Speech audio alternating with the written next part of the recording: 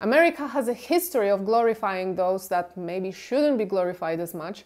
I wanted to wait a bit before covering this topic because I knew that Gypsy Rose's story is just going to get crazier as the time passes. And I wasn't wrong. This is one of the most talked about women in the world right now. But is it for all the right reasons? Spoiler alert, no.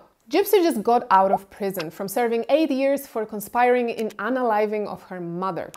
As soon as she got out of prison, she immediately became an influencer. How wouldn't she? All through her stay in prison, she had media interviews, documentaries filmed, Hulu created a TV series based on her life. Her story was covered time and time again. Most of you probably know the whole story of Gypsy Rose Blanchard by now, but on an off chance that there are still people not familiar with it, here is a quick summary done by Ray William Johnson. He made this long story fit in a couple-minute TikTok, so let's listen to it. So this woman, her name's Gypsy Rose, and Gypsy is in big trouble because she and her boyfriend just murdered someone and now they're on the run from the law. See, Gypsy has always been very sick. Leukemia, muscular dystrophy, all kinds of stuff. She has to use a wheelchair and a feeding tube, and she takes all kinds of medication, and she's only 8. It sucks. Now, Gypsy's best friend is actually her mother, Dee Dee. And Gypsy and Dee Dee are like best friends. They more or less have a perfect relationship. But one day, Gypsy discovers something crazy. She doesn't actually need a wheelchair. She can stand up and walk. And she's confused. She spent most of her life in that chair. So she starts to test the limits of her body, and she figures out other things. Like she can also eat solid food and doesn't need a feeding tube. Despite all that, Dee Dee still insists that Gypsy is sick, and she won't let her get out of the chair to walk, and she won't let her tell anyone that she can walk. And she keeps making her take all her medication. So this goes on for years, and Gypsy gets frustrated, and eventually she grows up a little and becomes a teenager. And like all teenagers, By the way, when she discovered that she can eat, she every night went to the fridge, drank Coke and ate all the sweets, and she ruined her teeth, so ultimately she had to have all her teeth pulled out.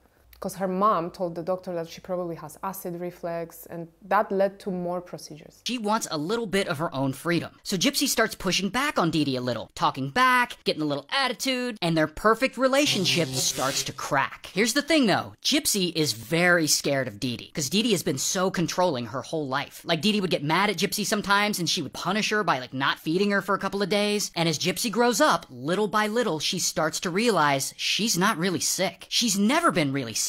Her mother Dee Dee was making it all up.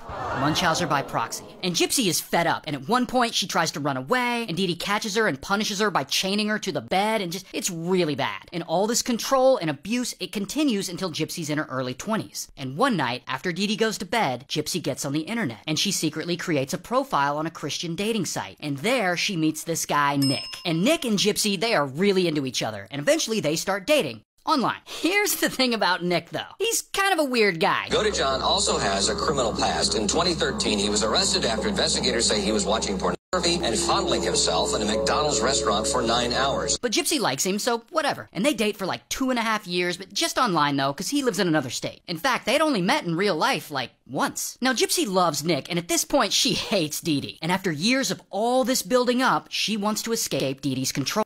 A moment for a facepalm. I'm giving you a moment, all of you. Let's take a breath. So she and Nick come up with a plan.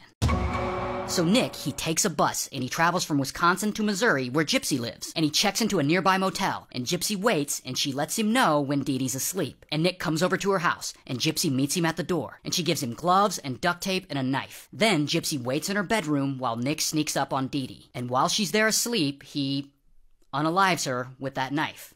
Then they take a bus all the way back to Wisconsin where Nick's parents live. Now, Gypsy does hate her mom, but she doesn't want her body to just rot there forever in their house, so she logs onto their joint Facebook account. And I want to add here that there was an interview with Gypsy, and she mentioned that she opened the door fully naked. I don't know why, and I don't know why I'm bringing it up right now, but I feel like it's important to what I'm going to say about it later. She posts something pretty shocking. That bitch is dead. Allegedly so that people will go check on her mom and find the body. And it works. People see the post, they report it to the police, and police go to their house and they find Dee Dee. Police then connect that shocking Facebook post to an IP address in Wisconsin. The IP address led to Nick's parents' house. So of course, police go there and they arrest both of them. Here's her mugshot, here's his. Oh, but it's not over. So Gypsy... By the way, this Facebook post is still up till today. You can still go on the profile and see that Facebook post. Pleads guilty to second-degree murder. She's sentenced to 10 years in prison, while Nick gets life. But because Gypsy's story is so compelling, while she's in prison, a bunch of documentaries get made about her, and her story blows up massively. And almost 9 years later, she gets out, and she's like some kind of celebrity now. She's all over the news, she's doing tons of interviews, she was just on The View, she just announced a new book and a new docuseries, she starts an Instagram account and immediately gets like 8 million followers, and then she starts a TikTok account and immediately gets like 9 million followers. Who do I need to kill to get that many new followers in such a short period of time? Anyway, so it looks like after all that, Gypsy's now gonna be an influencer. Hey everybody! So we are in Times Square. Okay. And most of all this happened in Missouri, so shout out to Missouri. Well, now you know. You're one of us. There are so many details to this story that, of course, we won't have time to cover today. It's a case that people have been following for years, and there seemed to be something new about it every day. Yes, so Gypsy was a victim of her mother's ongoing abuse. She had to pretend she was sick, that she couldn't walk, so Didi could cash in those welfare and various charity checks. It's horrific what this girl had to go through and how many invasive procedures she had for essentially no reason. She had all her teeth pulled out, like I said, all her teeth, man. And Didi was shaving her head as well, so just to make her look even sicker. So it was a truly terrible life. But going back to the night where the deed was done, Gypsy and Nick went to the next room while her unalived mother is laying there in her bedroom. They are in the next room and they decide to have sex. And then they go to the hotel and they make a sex tape, because that's what you do. Like you saw, they got caught quickly, both charged. Her boyfriend was sentenced to life in prison and Gypsy to 10 years. Now we know she got out of parole after just 8 years, and finding out more and more about the story from her interviews is just all very disturbing for everyone. It gets worse with every interview. We also found out that Nick is autistic. He had psychological issues and basically wasn't mentally okay when Gypsy asked him to commit this horrific crime. But on the other hand, apparently he always wanted to kill someone. She just gave him that chance. So there are people who say she shouldn't even have gone to prison. She is a victim who just tried to get out, break free from her abuser, and took drastic measures to do that. People say she should have been in therapy instead of prison. Looking at what's happening now the past 2 weeks, I might be agreeing with those people. Maybe a healthy dose of therapy would be more productive. She says she's in therapy now. So why do I bring up all these details? Because after Gypsy's initial positive welcome by the internet, she got almost 10 million followers on TikTok, 9 million on Instagram, all that overnight. She did all these interviews where she had to answer some uncomfortable questions. People started cooling off. There are two camps now, one saying that Gypsy has been through hell. She did what she had to do to break free, and she deserves the fame and all the amazing things that come her way. Second camp started being suspicious, claiming that Gypsy, while still a victim, grew up with Didi and learned how to manipulate others very well.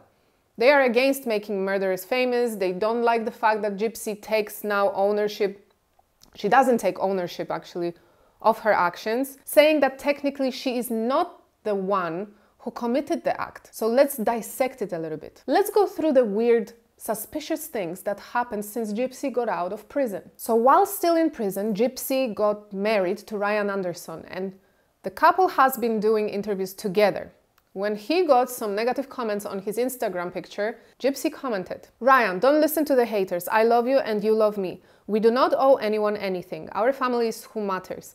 If you get likes and good comments, great. If you get hate, then whatever, because they don't matter. I love you. Besides, they jealous because you are rocking my world every night. Yeah, I said it. The D is fire. Happy wife, happy life." Down, I'm on a high right now. I'm living my best life, and y'all can't take that from me. And the D is Fire! And that's the struggle here, guys. Because in her interviews, the way she speaks, she really seems like an eloquent, mature young woman, very well spoken. And then she does this, which really shows she's immature. She doesn't know this is an inappropriate thing to say on social media or in any situation. And you can see this recurring theme.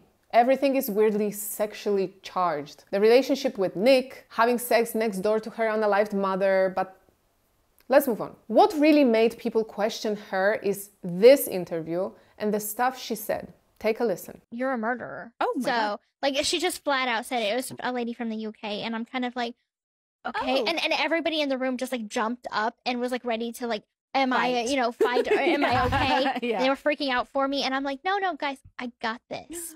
Like, it's something that I'm going to have to address. Yeah. Because it's always in my comments. Like, why are we glorifying a murderer and this and that and the other? And, you know, I don't want to have to remind people every single time that I'm not the one that committed the act of the kill. So, you know, I'm a part of it. Right. But in the state of Missouri, there's no such thing as accessory to murder. So technically, they couldn't charge me with accessory because that charge doesn't exist. So, I mean, had I been in another state, I would have been charged with accessory to commit murder. Guys, I got this. I learned it. My PR team told me what to say in this case. And a lot of people got angry because it seems like she is trying to get out of the responsibility in the crime on technicalities. She says the only reason she was charged with second-degree murder is because her state didn't have the accessory to murder charge. Well, potato, potato in this situation. Usually, someone who hires a hitman is blamed for the crime and for conspiring and orchestrating it. Someone said, the fact that there is no remorse. And the answer, she doesn't need to feel any remorse. Her mom got what was coming to her. Evil woman. Well, you guys tell me. Anyway, she also said this. I don't associate myself as a murderer because if you think about it, yes, I had a part to play in it. I asked Nick for help.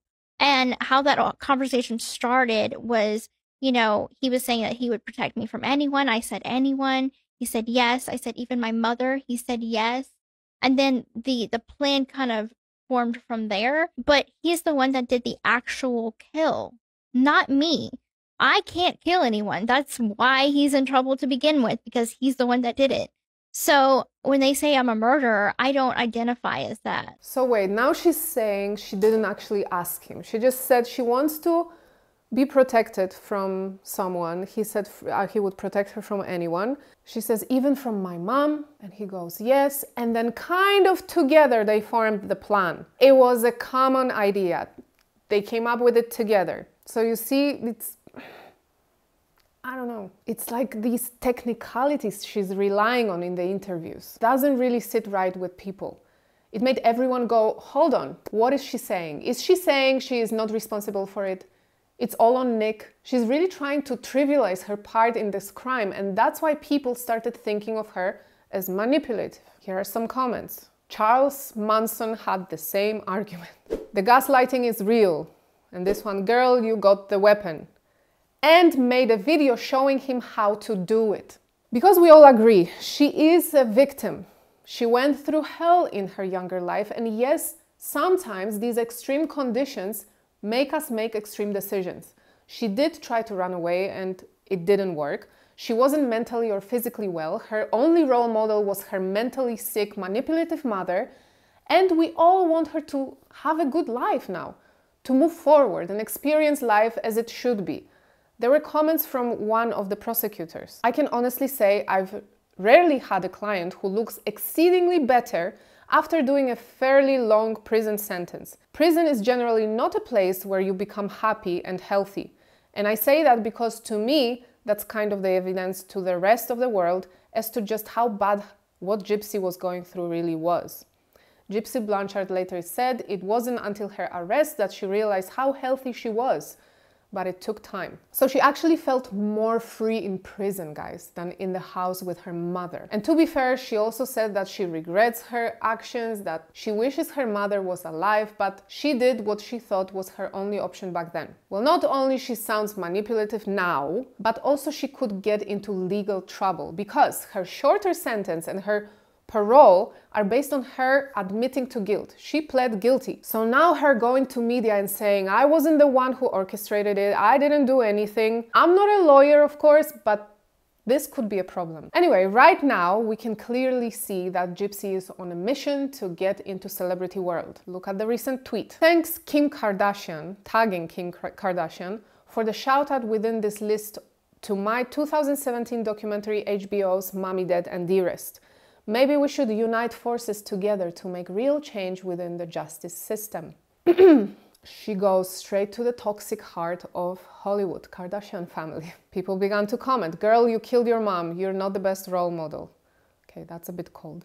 Oh boy, girl, glad you're out, but you need serious help. None of this is going to go well for you. Instead of focusing on the limelight, focus on yourself. Also, try to remember what you said one day and then the next. Some things are not adding up. I mean, stop tagging Kardashians. Stop trying to get in there. Just like the comment said, focus on yourself, get yourself some help, learn about life, how it really is. In the recent TikTok that she posted, she also says that all she wants to do is bring awareness to Munchausen syndrome. She's not trying to glorify murder, of course, and she's just living. We'll just have to see how things will evolve for her. It's a fascinating case, I'm not gonna lie. I wish Gypsy all the best. Everyone deserves a second chance in life, a way to redeem themselves, you know, try and earn forgiveness. We also get older and grow, and that's what I wish for her. A normal life, a family, good healthy love and home, good support system. Do I think she will find it in Hollywood? Absolutely not.